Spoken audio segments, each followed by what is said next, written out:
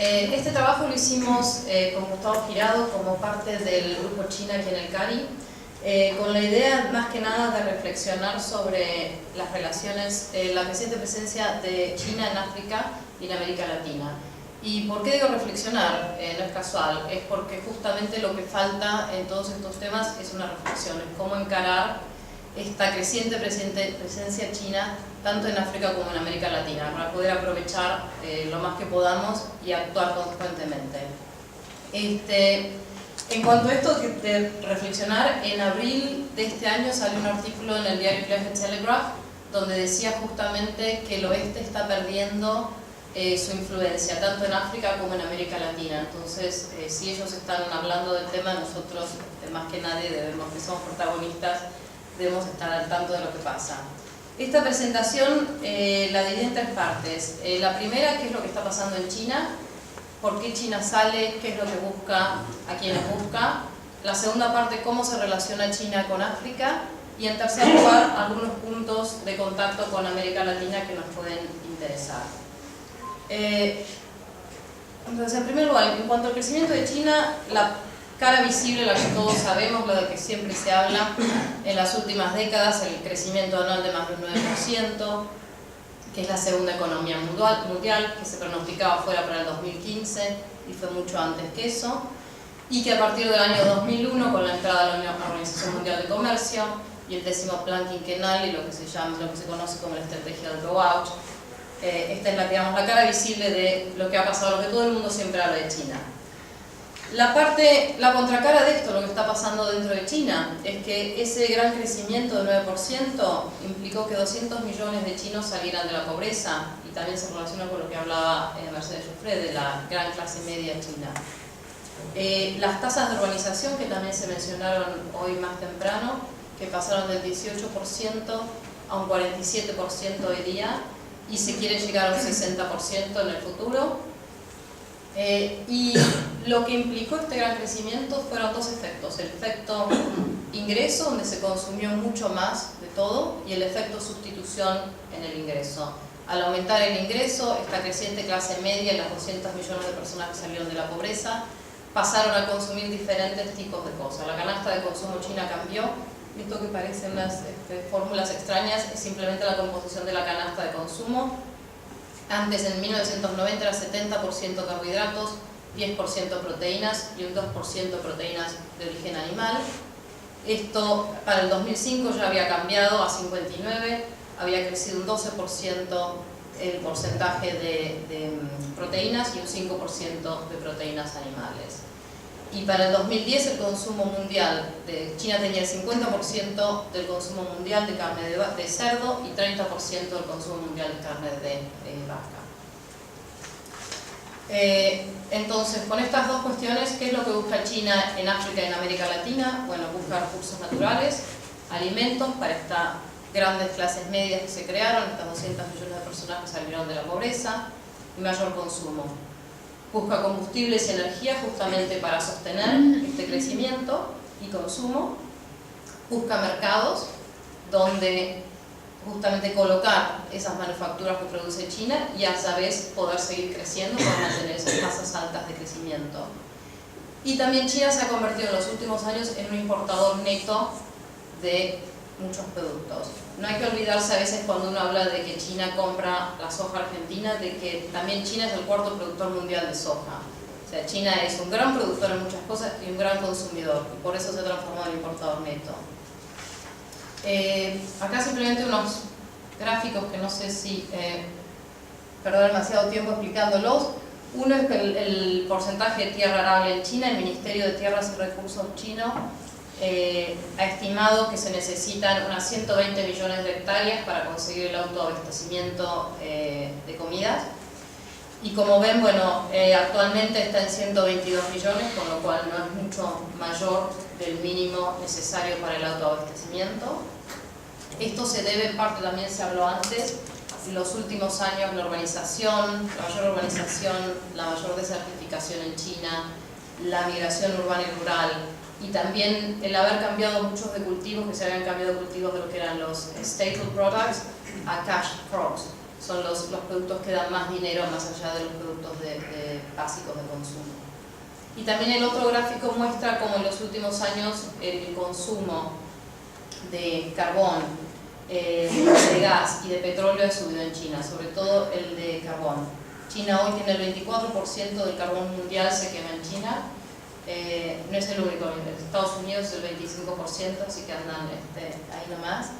Y el 69% de la energía generada en China es en base al carbón todavía.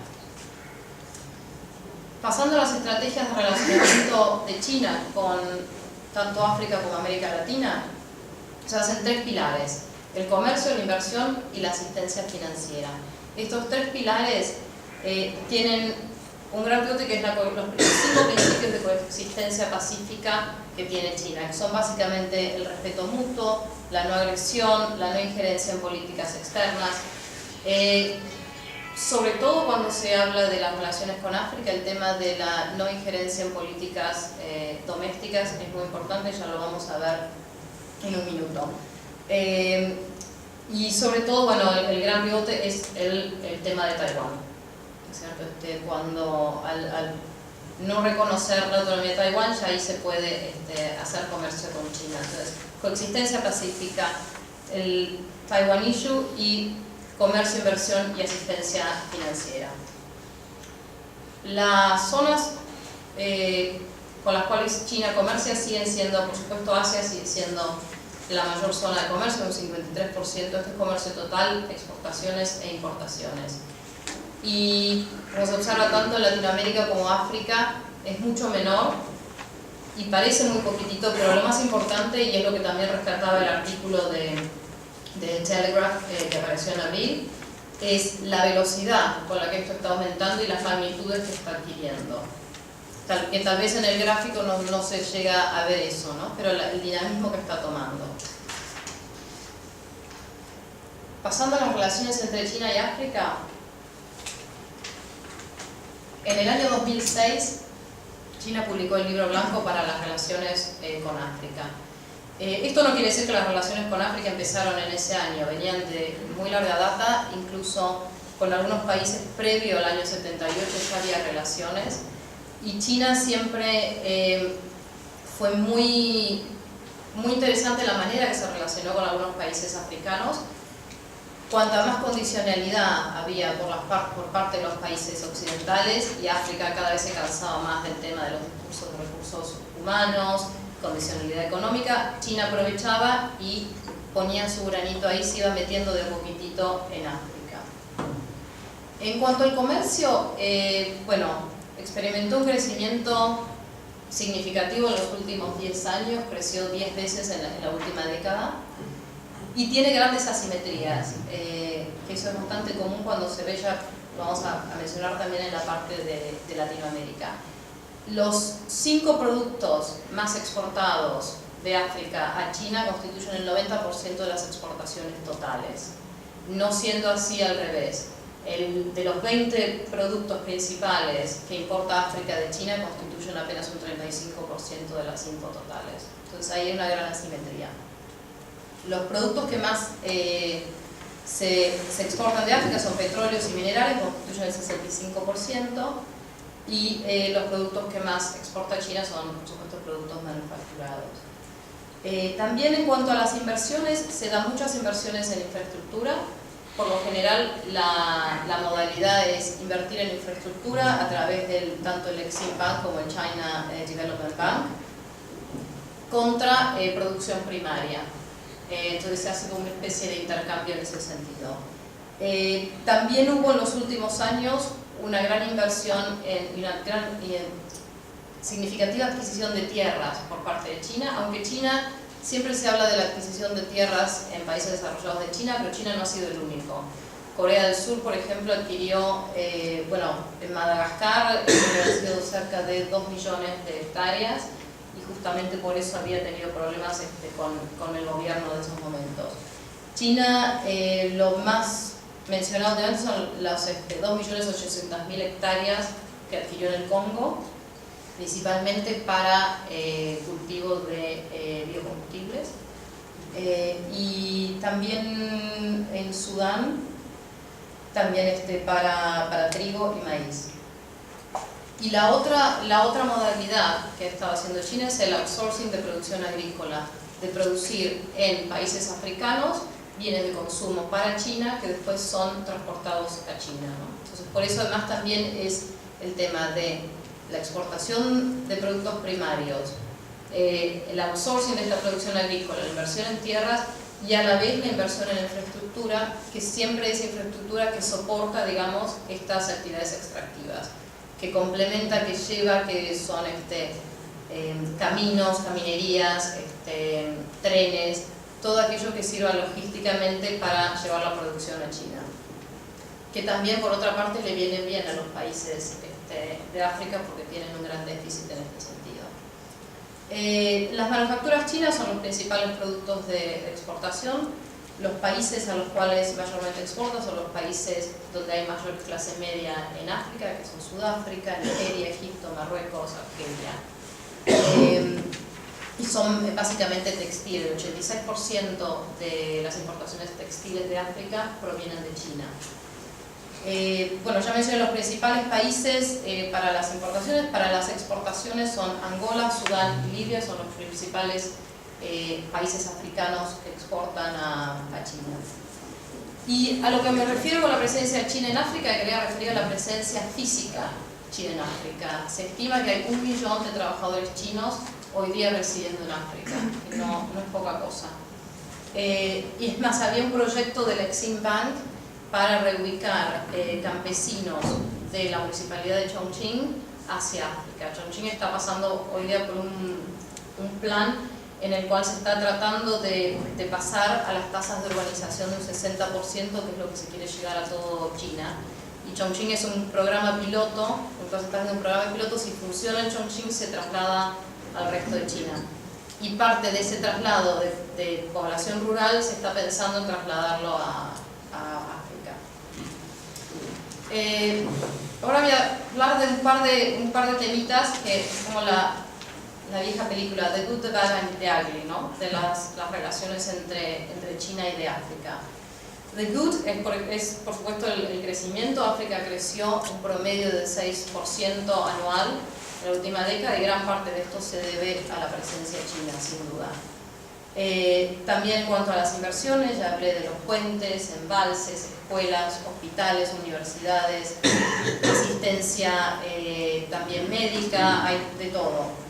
La asistencia, y en cuanto prefiero asistencia, no era la médica, recién dije, sino la condonación de deuda que ha hecho China a países africanos, que se estima que es de 10 billones. The Bad, se habla de los estándares medioambientales, los laborales, la adquisición de tierras que recién mencionamos y la outsourcing agrícola. ¿Por qué? El 70% de la fuerza laboral china en estos proyectos de inversión, el 70% de la fuerza laboral en estos proyectos de infraestructura, de inversión que se hacen en África, suele ser china. Se estipula que hay un cierto porcentaje de trabajadores chinos, entonces eso por supuesto tiende a alienar a la población local, porque además tampoco genera un desarrollo económico local. Entonces eso muchas veces se critica. También se critica el tema de los salarios que son menores del salario mínimo, las condiciones laborales. En el 2005 hubo una explosión en una mina en Zambia y fue todo un problema prácticamente diplomático, porque incluso hubo algunos obreros muertos. Los managers chinos terminaron parando, fue bastante complicado. Entonces hay bastante de ese tema. Y también el tema de adquisición de tierras y el outsourcing agrícola es complicado porque muchas veces en muchos de estos países que regularmente tienen hambrunas domésticamente, el tener un país extranjero que venga, cultive trigo y se lo lleve, cuando en el país hay una hambruna, no es fácil. Entonces se está viendo cómo regular este tema y cómo manejarlo apropiadamente. Y de aquí, por supuesto, son el tema de los derechos humanos, la no injerencia en asuntos domésticos y la AFRICOM. Esto de que China no se mete en asuntos domésticos, que en parte es bueno y en parte a los países africanos les gusta, porque no es esta cosa de paternalismo de muchos de los países occidentales.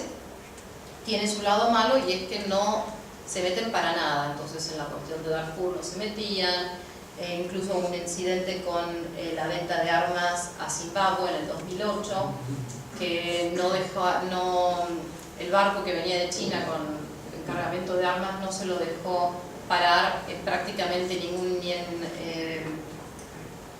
ni en Malawi, ni en Sudáfrica, ni en otro país, y al final terminó anclando ¿dónde era? No me acuerdo, pero la cuestión era que supuestamente el barco volvió con las armas a China, aunque bueno, se especulaba con que tal vez se las había hecho llegar a Zimbabue. Entonces están ese tipo de cuestiones que son más complicadas de manejar.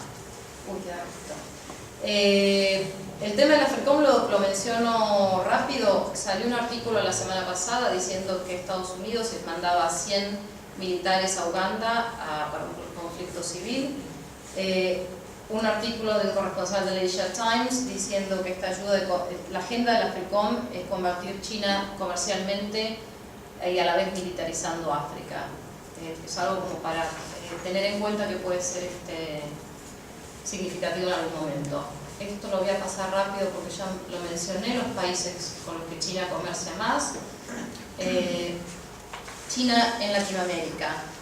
En el 2008 se publica el libro blanco para las relaciones entre China y Latinoamérica, del que vamos a hablar bastante esta tarde, así que no me voy a meter en detalles con el libro blanco. Comercio también, bueno, implica crecimiento, como todos sabemos, y las asimetrías de nuevo acá son importantes. Todos los países de Latinoamérica, excepto México y Bolivia, los dos principales productos de exportación a China comprenden más del 50% de las exportaciones totales. Entonces, los dos primeros productos, y algunos de los países, 97% de las exportaciones a China se explican por los dos principales productos de exportación. Entonces, eso es una asimetría bastante importante porque la contraparte es igual que en el caso de África.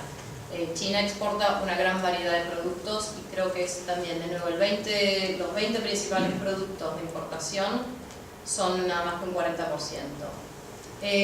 De nuevo el tema de infraestructura e inversiones, con la incorporación al BID de China en el 2010, esto es interesante. También es el mismo patrón, el 92% de las inversiones en infraestructura son destinadas a la extracción de recursos naturales. En cuanto al mercado para manufacturas chinas, esto es interesante, es una diferencia con África.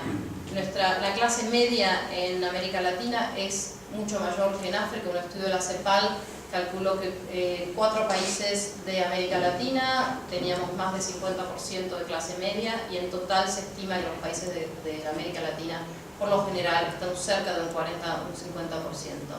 África es 1/3 de las poblaciones, está considerada como clase media, pero hay estudios que dicen que de ese tercio, la verdad es que apenas han salido de la situación de pobreza, que no es realmente una clase media con un poder adquisitivo tan alto como América Latina. Entonces, esto es importante como mercado. En cuanto a los estándares laborales, bueno, en América Latina son un poco más estrictos que en África, pero también es algo para tener en cuenta y para reflexionar, como decía al principio, ¿no? Propiedad de la tierra. También todos sabemos que China ha estado incursionando en bastantes áreas de Argentina. Por eso la ley de tierras de este año de los planes es un paso interesante. Y por último, la no injerencia es interesante en cuanto a la condicionalidad tal vez económica que veníamos acostumbrados en Latinoamérica del Fondo Monetario y demás, pero no nos toca tanto en la parte de derechos humanos, no tenemos los mismos problemas que hay en África en ese sentido. Esto, como queda poco tiempo, también lo voy a pasar, son los principales países con los que China comercia. Bueno, siempre se habla de si la presencia china en Latinoamérica es una amenaza o una oportunidad, y qué vamos a hacer, y el debate pasa por qué es una amenaza o oportunidad. Yo creo que el debate tiene que pasar por otro lado. La certeza es que China ya está en Latinoamérica, eso no hay vuelta atrás, ya está, no vale la pena discutir si es amenaza o oportunidad, ya está. El gran interrogante que tenemos es cómo nos vamos a beneficiar, cómo vamos a actuar reflexionar cada vez más a ver qué nos conviene hacer, cómo estamos preparados y qué es lo que vamos a hacer de acá a futuro. Y quiero terminar con una cita de un académico sudafricano, era director de un instituto de estudios sobre China en Sudáfrica, y compara la presencia china en Sudáfrica y en Singapur. Y a pesar que las comparaciones no son exactas, porque por supuesto los 53 países africanos y Singapur nada que ver, me pareció interesante porque es interesante. Hay 2.000 compañías chinas en Singapur, pero nadie en Singapur habla de colonización china o de una apropiación económica del país. Muy al contrario, Singapur estimula la inversión china. Hay 900 compañías chinas diseminadas por toda África, el segundo continente más grande del mundo, y la gente quiere hablar de neocolonialismo aquí. Esto es un problema africano, no chino. Me parece interesante porque, salvando las distancias, como dije, entre los 53 países africanos y Singapur, el tema de hablar de neocolonialismo tan fácilmente, yo creo que no es así. Y esto de un problema africano y no chino puede ser cierto para Latinoamérica también. Gracias.